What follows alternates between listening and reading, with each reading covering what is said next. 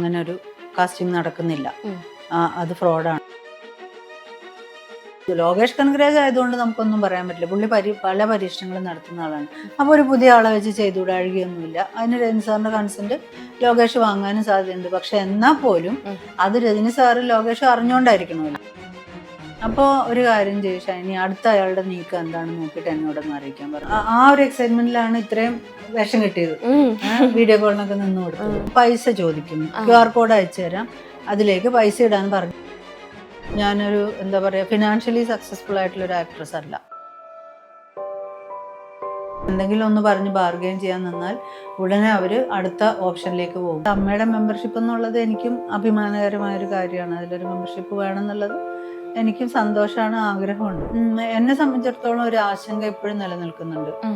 അടുത്ത പടം വരുന്നവരെ നമുക്ക് കഴിഞ്ഞ പടത്തിൽ നിന്ന് കിട്ടിയ പൈസ കൊണ്ട് വേണം ജീവിക്കാൻ.